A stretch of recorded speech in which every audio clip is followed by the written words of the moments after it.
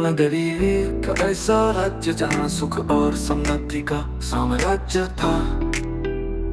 यहाँ राजा खड़ग सिंह राज करते थे, जिनकी न्यायप्रियता और वीरता की चर्चा दूर दूर तक फैली थी।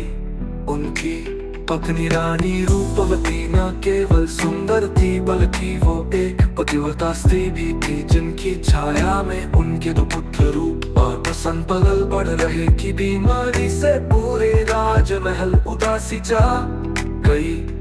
राजा खड़ग सिंह ने दूर दूर के राज्यों से शाही वैद्य बुलवाए, हर तरह की दवा हर तरह का उपचार किया गया, लेकिन कोई भी वैद्य रानी की बीमारी को नहीं पकड़ पाया। फलस्वरूप रानी की तबीयत में सुधार के बजाय गिरावट आती गई।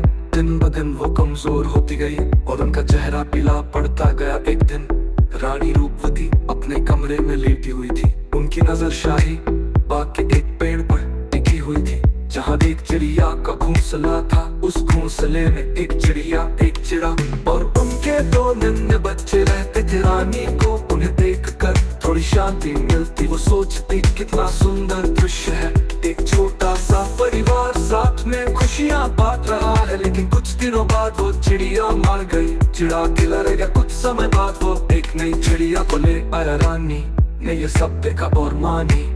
मन सोचा शायद जीवन का भी यही सत्य है, एक जीवन समाप्त होता है तो दूसरा शुरू हो जाता है।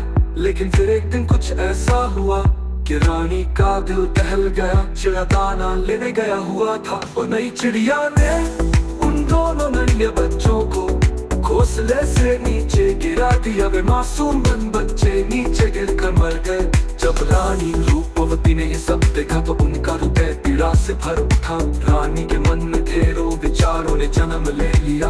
क्या मेरी हालत भी उस चिड़िया जैसी है? क्या मेरी मृत्यु निकट है? और अगर ऐसा हुआ तो क्या राजा किसी और रानी को ले आएंगे?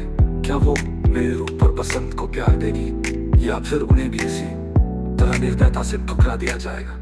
ये सब आंखों के आगे आते ही रानी की आंखों से अश्रुधारा बह लगी। रूप और बसंत के भविष्य को लेकर वो अंदर ही अंदर घुटने लगी। सोचने लगी, अगर मैं नहीं तो मेरे दोनों बच्चों का क्या होगा?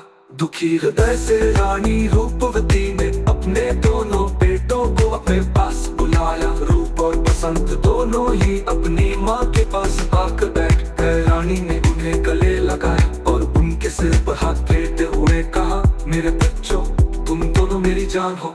मैं हमेशा तुम्हारे साथ रहूंगी, चाहे मैं तुम्हारे सामने हो या ना हो। तुम्हें एक दूसरे का साथ कभी नहीं छोड़ना है, समझे? माँ की बात सुन लो।